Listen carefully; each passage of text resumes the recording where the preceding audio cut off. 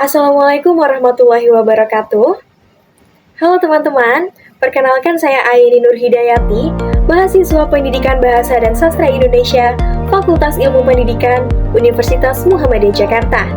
Kali ini saya akan menjelaskan materi tentang peningkatan mutu pembelajaran bahasa Indonesia. Bahasa Indonesia adalah bahasa yang sangat penting dalam dunia pendidikan di Indonesia, karena bahasa Indonesia adalah bahasa pengantar yang digunakan di beberapa jenjang pendidikan yang ada di Indonesia.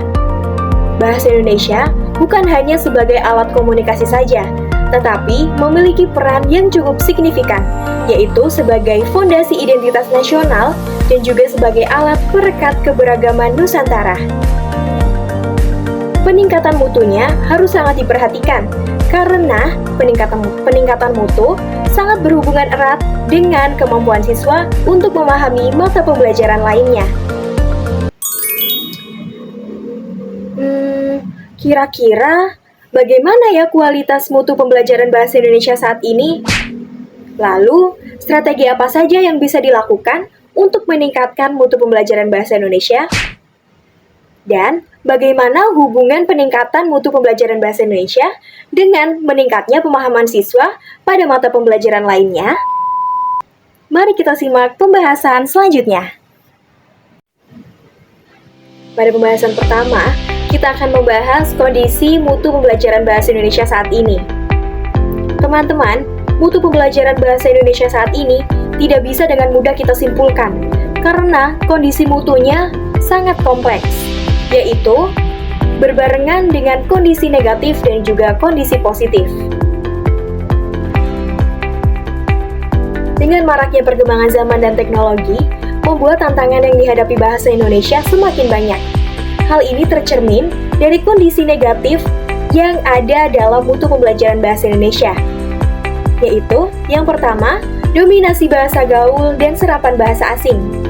Yang kedua, enggan atau kurangnya kesadaran untuk berbahasa baku. Yang ketiga, kualitas pengajaran bahasa yang dirasa kurang maksimal. Yang keempat, tantangan yang hadir dari bahasa daerah dan juga bahasa asing.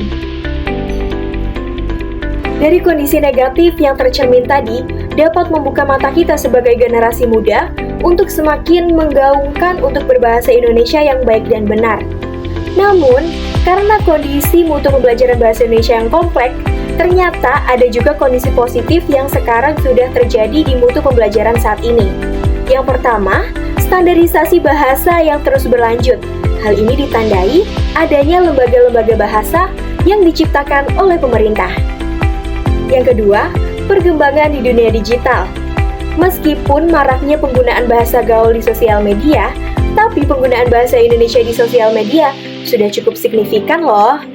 Tentunya kita sebagai generasi muda harus terus menggaungkan menggunakan bahasa Indonesia yang baik dan benar.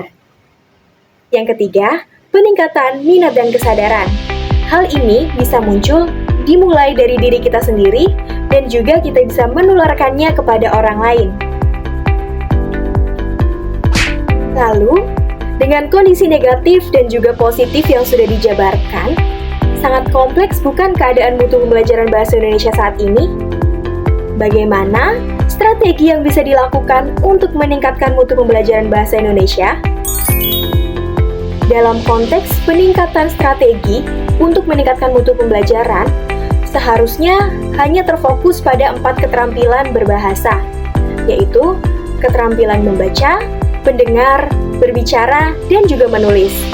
Karena 4 keterampilan tadi merupakan kunci dari keterampilan berbahasa lainnya.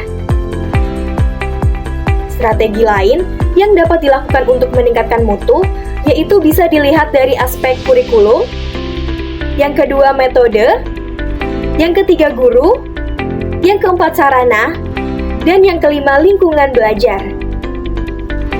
Dan yang keenam sebagai peran pendukung, yaitu dari orang tua.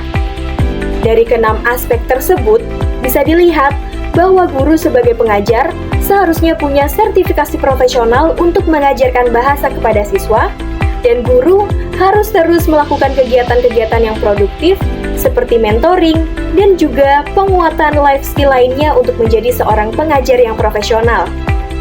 Lalu, dalam proses metodenya seharusnya menggunakan metode yang kontekstual dan juga fungsional.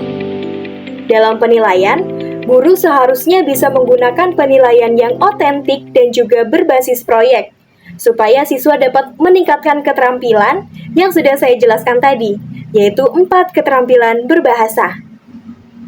Lingkungan sekolah juga menjadi pendukung utama, yaitu seharusnya sekolah menyediakan lingkungan literasi. Berlanjut ke pembahasan selanjutnya, bagaimana pengaruh mutu pembelajaran Indonesia dapat mempengaruhi siswa untuk menguasai mata pembelajaran lainnya? Ternyata, ketika siswa sudah menguasai 4 keterampilan berbahasa yang sudah dijelaskan tadi, hal itu akan menunjang keterampilan siswa untuk memahami mata pembelajaran lainnya. Karena, contohnya yang pertama, ketika siswa sudah bisa terbiasa membaca, maka hal itu dapat meningkatkan kemampuan siswa membaca dan memahami teks dari mata pelajaran lainnya. Yang kedua, meningkatkan kemampuan menulis dan menuangkan ide kreatif. Hal ini terjadi karena siswa terbiasa untuk dilatih dari 4 keterampilan berbahasa tadi. Lalu, yang ketiga, meningkatkan kemampuan siswa untuk berpikir kritis. Dari keempat aspek tadi, berbicara, menulis, membaca, dan mendengarkan, itu dapat melatih cara siswa untuk berpikir kritis. Baik teman-teman, demikian pembahasan yang dapat disampaikan mengenai kondisi mutu pembelajaran bahasa Indonesia saat ini, kemudian strategi apa saja yang dapat dilakukan untuk meningkatkan mutu pembelajaran bahasa Indonesia, dan juga pengaruh mutu pembelajaran bahasa Indonesia terhadap pemahaman siswa ke mata pembelajaran lainnya. Semoga materi tadi dapat bermanfaat, dan sampai jumpa kembali. Wassalamualaikum warahmatullahi wabarakatuh.